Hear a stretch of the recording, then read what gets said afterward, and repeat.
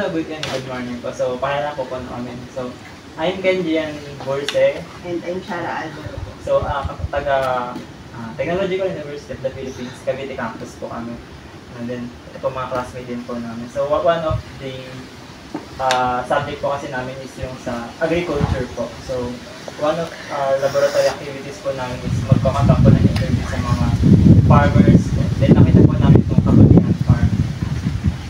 So, pwede po kami mag-ask po muna ng mga questions about sa ano pong age po? 40 po.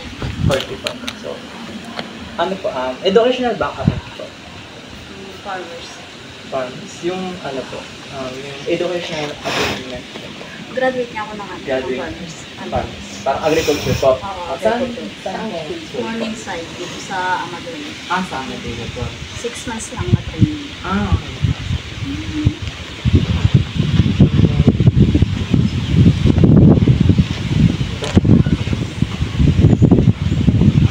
Okay.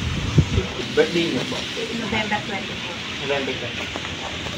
Dito rin po kayo lumaki sa Amador. Das Marinas. That's Marinas. Paliparan ako dito. Okay po.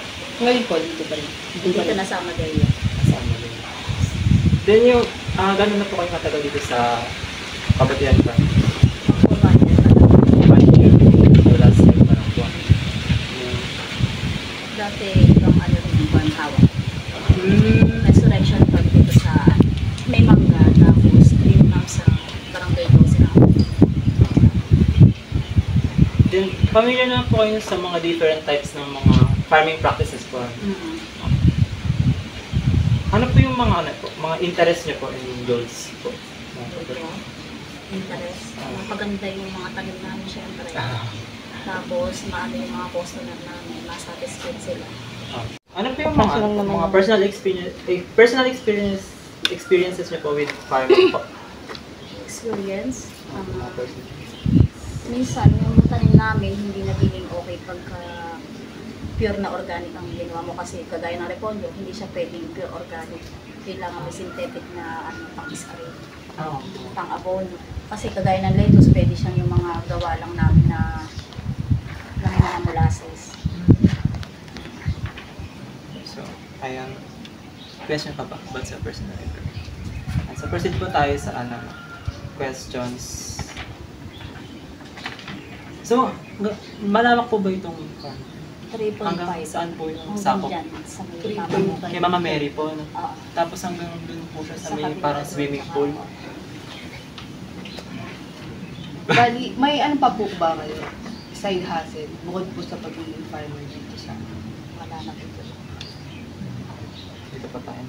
So, in terms po sa pagtatanim na po, so what kind of crops do you grow on your farm? Ano po yung mga crops na pinapatubo niyo po dito sa farm? Lettuce, pipino, cabbage, tapos yung bokyo, pechay, okra, patola, upo. Sari-sari yung gulay ang inaano namin dito. Halos lahat. Kamatis, bell pepper. May mga fruits din po.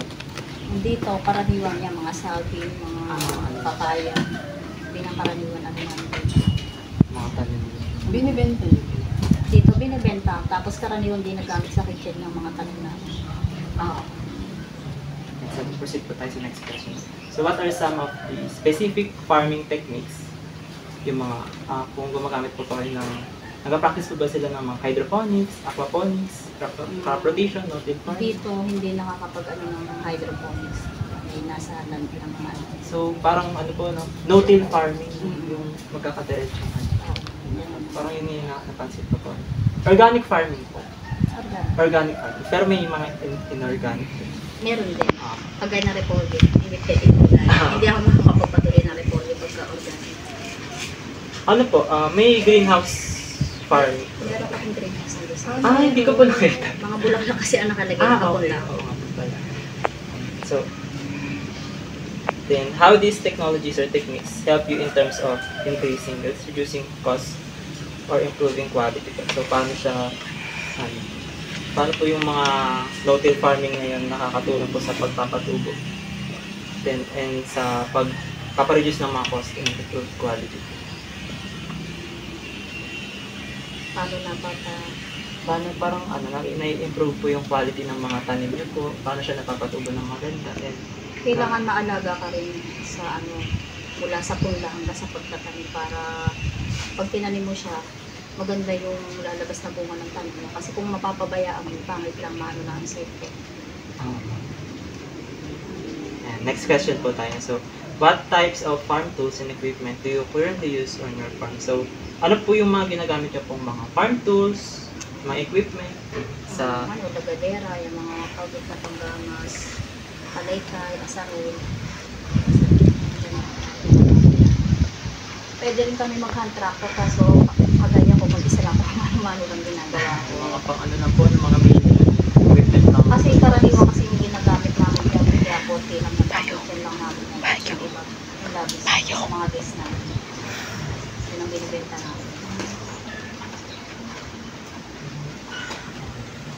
Parang ano lang siya talaga. Or hindi yung Hindi pang market talaga na kagaya ng pinanggalingan ko na tanim namin talaga pang deliver sa mga tanim. May mga tractors pa po sila. Oo. Pero nakakagamit siya nyo kasi bago ko marunong mag-traktora, mag-trastada, paka-spray. Inaano ko.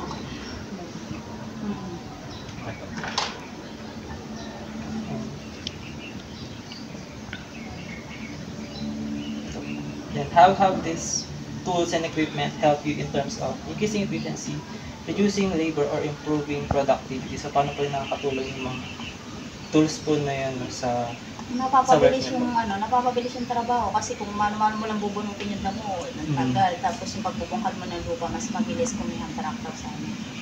Kasi tractor? yung ginagamit na pangbungkal na lupa. Ginagamit kasi sa malalaking Hindi ko alam yun. Ayan, so, okay po, thank you po. Next question po tayo. So, how do you ensure safety when working with farm tools and equipment? Sabat po lang po sa mga safety. Kailangan pagka naka-gloves ka, tapos pag mag-spray ka, kailangan nakamas, nakabota, gano'n. Ngayon, nagamit po mga proper. Mula na nakagamit yung lang, depende sa'yo. Bawal siyempre, mga nakashoot. Mga na po, mga bota, Oo, gloves, ganun. hat, para mag-ingat ka. So, what are some specific safety protocols that you follow when using these tools and machines? May mga ano po ba mga safety protocols? Meron. Pagaya ng pagmamamit ka ng pag-spray, kailangan automatic na kamas ka. Pagka yung machine naman ang gagamitin mo, kailangan alerto ka rin kagaya ng hand tractor. Pagka bumangga sa yung pwedeng bumalik sa'yo, bumalik tayo. Magdidisgrasya ka. Grass cutter naman, pag nag-grass cutter ka, kailangan nakabota ka, naka-pantalon, tapos may pinaka-ano ka rin sa mata. Okay. So next po tayong question. So, can you describe the proper ways to use a specific farm tool or machine that you are familiar with? Ano po, pwede mo po ma-describe yung proper na gamit ng mga tools or machine? Proper na paggamit. And para kanina nga po nasabi na rin na sa tractor kailangan po. Ano pa ba yung mga farm? Yung mga Pwede hindi po po masyadong bomb. Apo. Kaya naman kasi masyadong ginagamit dito. Pwede pa magbigay po kayo. Kahit isang tools lang po din. Flex. Pa-describe ko para siya gamitin. Kagaya ng asarol, ang bungkal mo siya sa lupa. So, what are some common mistakes that people make when using that tool or machine? Ano po yung mga common na pagkakamali ng mga tao kapag gumagamit sila ng mga tool or machine na yan? Kagaya ng machine, pag hindi mo alam gamitin, disgrasya ka talaga. Kailangan alam mo paano i-operate. The next question po tayo. So, what are some common maintenance tasks that you need to perform on farm tools and equipment to keep them in good working condition? So, paano nyo po na maintain yung proper maintenance po ng mga tools po? Siyempre, pagkatapos namin siyang gamitin, kailangan namin siyang ugasan, tapos ibagay ulit sa mga dapat lagay. Hindi naman pwedeng pagkagamit namin, iwanan na lang namin dyan. Meron po kayo parang yung bahay-bahay Sa apo. Oo, dun sa kabila. hindi naman po nakakaano. Parang, kumbaga, halimbawa, dito niyo po gagamitin sa specific area na ito yung Hindi, kagaya nandito, meron ako dito halimbawa yung asarol at saka pala meron na ako dyan. Pero pagka kailangan mo ng mga extra dun sa ano namin, stock room. Parang hassle kasi kapag Oo, naglagay lang kami dito ng ano kasi minsan hindi rin namin masabi kasi may mga pasok.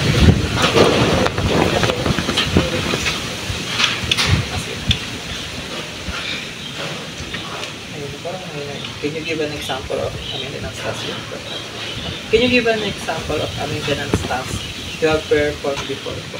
Kahit hindi po nung nandito pa lang kayo, kahit nung nasa ibang farm. Ang ginagawa namin dito. Tapos sa mga maintenance po.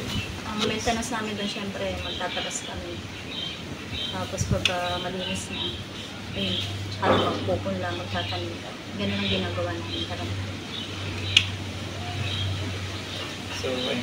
Next Sa question ano po tayo. naman po tayo sa how do you troubleshoot problems with farm tools and equipments when they don't work as expected? Can you describe a specific problem you have encountered before and how you solve it?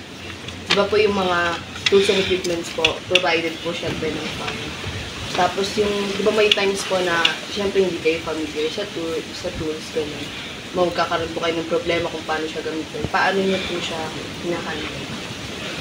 Ang kagaya namin, tinitingnan namin yung kagaya lang sa pag-spray, titingnan mo yung label na kung paano siya gamitin. Oo, yung mga ganun. May ano na po ba kayo na encounter na ganong problem? Yung sobrang lala po. Like, ano, parang kailangan yung stick ng shelf sa kung Yung kagaya ng ano, ng pagkawara nga, kasi hindi ko siya masyadong sanay. Nahingi ako ng tulong ko sa kasama ko nila kung paano siya i-open. Pwede po kaya dito? Pwede yun dito kasi meron siya yung maliit lang na hand tractor na talagang pwede sa babae, pwede sa lalaki. Kasi yung karaniwan namang pagkamalaki na, yung pagka yung marami nang tatanggalin mga tool. Pero yung karaniwan dito pinambubukal ng hand tractor lang talaga. Yung maliit lang siya. Ganun ang ipupang bukal na hindi ko lang lupa. Nung nag-aaral po ba kayo na ano nito? Bali, Nung nag-aaral ako doon sa agriculture, wala, mano-mano lang. Pero nung nandito na 5 taon ako dito sa Resurrection Farm, ganun yung ginagamit namin para mapabilis yung trabaho namin. next question naman po. How do you ensure that you use farm tools and equipment in an environmentally sustainable way? Can you give an example of a practice you follow to minimize your impact on the environment? Katulad nga po ng mga tools na ginagamitan po ng mga ibang yung nakaka-apekto po sa environment. Yung pag-spray, karaniwan yan ang nakaka-apekto ng kasi gawa ng sari-saring gamot yung i-spray natin. Yan yung karaniwan. Paano niyo po na, may ano po ba kayo, may instances na pinractice niyo po yung parang organic way para ma-minimize yung impact nun sa environment? Yung instead of using yung mga chemicals po, gumamit pa po kayo ng iba? Oo, yung mga ginagawa namin organic na pangdilig, pampabulaklak, pampabunga. Yan yung karaniwang ginagawa namin. Dito po kayo pinipula. Fish amino acid. Tapos yung Fermented mga, juice. fermented juice. Yan o, nagdidilig namin. Next question ba? Can you describe a current trend in farm technology that is affecting the design and functionality of farm tools and equipment? And how do you see this trend shaping the future of farming? Di ba po ngayon po more on technology na talaga? Di ba dati po parang halos lahat po po mano-mano, manual lahat. Paano niyo po na nakakasabay? Paano po kayo nakakasabay sa current trend ng technology? Pagaya ng sa ganyang mano-mano natin, siyempre, sipag, tiyaga. Kasi kahit naman sabihin mo ang gamitin natin high-tech, pa pwede ka naman, wala din. Karamihan kasi ngayon, agad yung mga pinapadala sa atin. Doon. Ang lalaki ng hinaamin nila. Parang ganito rin sa atin, kailangan masipag. Ano po ba, yung mga current trend technology po, nakakatulong po ba siya para mas mapaganda yung farm? Nakakatulong din naman siya. And sa papabilis po yung trabaho. Trabaho. Next question naman po.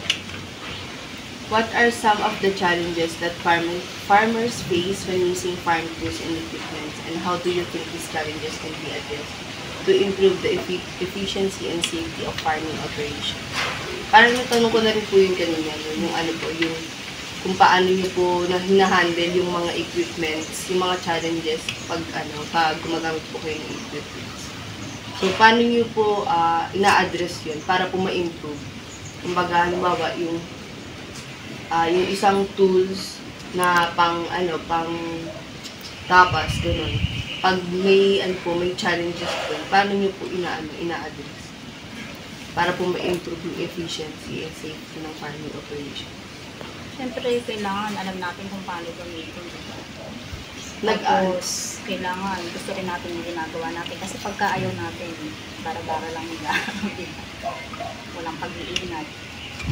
Gumagamit po ba kayo ng halimbawa po, pag hindi niyo po alam i-operate yung isang tools or yung isang equipment, gumagamit po ba kayo ng internet para mag-search? Oo, gumagamit ako karami. So, next question po. How important is it for farmers to stay up to date with the latest advances in technology and farming techniques? And what resources or programs would you recommend for future farmers and students who want to stay updated? Di ba po dati, ang knowledge niyo po is nanggaling mismo dun sa school na pinag-aralan. Bali, ina-apply niyo po siya ngayon sa pagpa-farming. Paano po kayo, paano niyo po ini-improve yung knowledge niyo? Na-improve ako sa mga pinapasukan ko kasi depende. Hindi pwedeng kagaya ko dati, pagtatanim lang ng pechay, yung gusto ko, yung ginagawa ko. Kailangan, meron ka rin sa sarili mo eh. Gusto kong matuto ng ganito, gusto kong malaman ng ganito. Hindi pwedeng mag-fix ka lang na ito lang dapat gawin mo. Kailangan ka talaga. Palibasa ako, gusto ko kasi farmers kasi mga magulang ko. Kaya hilig ko talaga siya.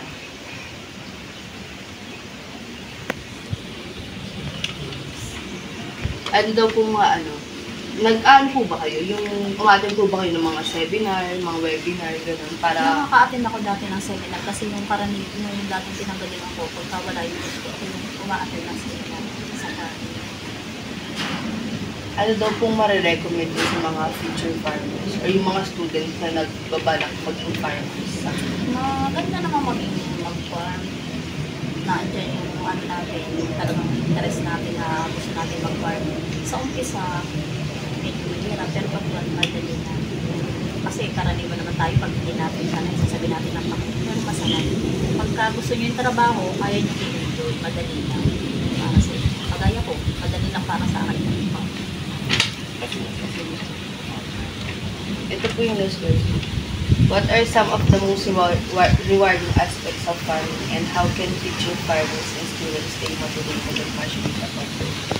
Meron po ba kayong mga kumbaga, halimbawa na nasasatisfy po kayo, or parang na-feel niyo po ba, gumagaan po ba yung loob niyo pag may mga nag-i-interview sa inyo, ganyan?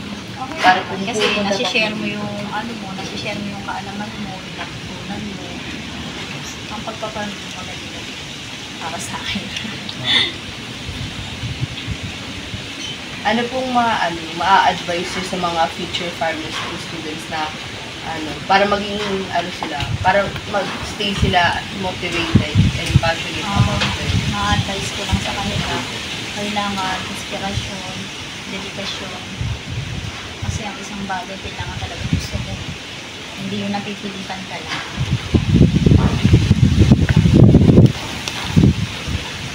So, mga follow-up questions. Kayo. So, ilan po kayong mga farmers dito? Kagaya ko, isa lang ako dito. Dati siya kasama ko siya farmers din siya doon sa restaurant. Isa lang po kayo yung sigilin dito po sa buong may ito nakakalaga. Ito, sa gulay at saka mga halaman, kagaya ng mga halaman, mga pinaka sa akin din nakaasa. Kayo lang po. Ako lang. Kamusta naman po yung ganito? Okay naman. Okay. Hindi ko makaya mag-ganyan. Tapos siya, sa paglilinis siya, kasi assign kami dito. Pero may mga katulong naman po kayo. Dito sa akin dati meron, kaso umalis na nakakatulong po. Pero karaniwan, ako lang talaga naghahandle na sa mula sa pagpupunla, pagpatanim hanggang harvest. Ilang years na po kayo farm? Oo, 8 years na. And yung reason ko is kasi yung parents ko. At saka yung din yung nahilingan ko talaga, tatagpa ako din. Tapos pag nakikita mo nga napapabunga mo siya, parang lalo ka nagiging excited, nagiging ano ka sa sarili mo, kaya ko pala yung sarili mo. Kasi dati tinitingnan ko lang yung gano'n. So may mga products naman po dito na ba sa mga farming na binibenta po? Meron naman.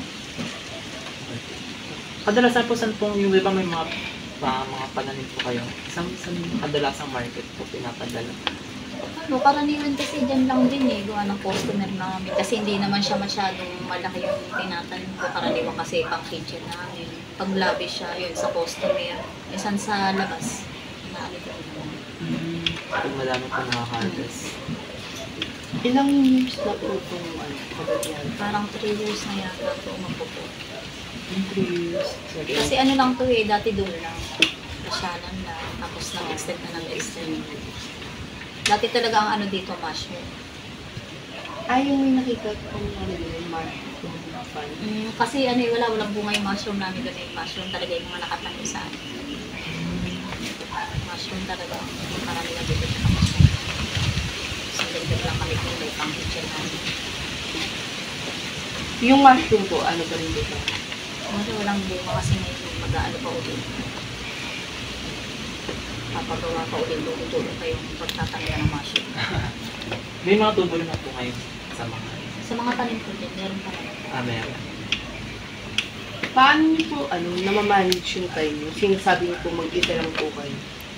Pagaya sa umaga, pagpasok ko ng 8, siyempre may pagkakain akong ibon, gabi, tapos dito na, hindi dili. Pagka hanggang nadilig ko na siya, diba, kailangan ko siyang linisin, o kaya diligan ng abono.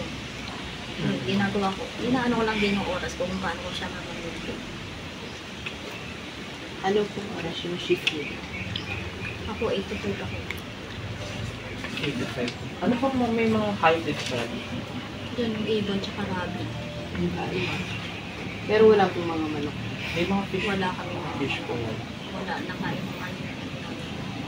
Nakalagay sa wishing well. May mga parang koi. Ay, wala kami po.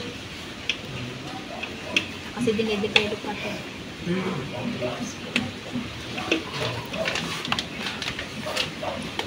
Any questions na? Meron ba kayo follow-up question? Questions po kami. Baka may gusto kayong malaman. Pero ano talaga ang course name? Ano? Home economics po. Industrial education. Kaya po naging part yung agriculture.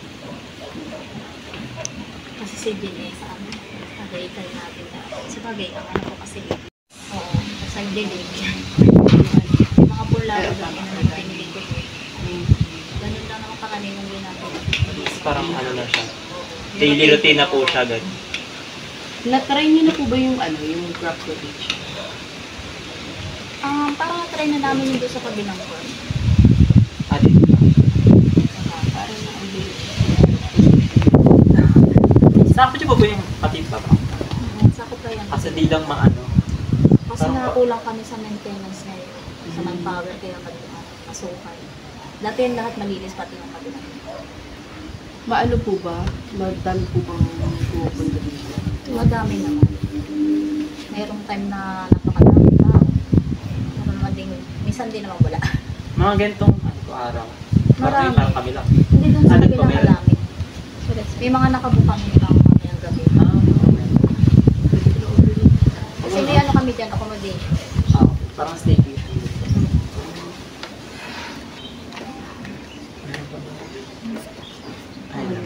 Ayun lang po, no? Thank you Thank you po. po. So, pwede po makahingi lang po. Hingi na pa ako ng picture lang. Okay.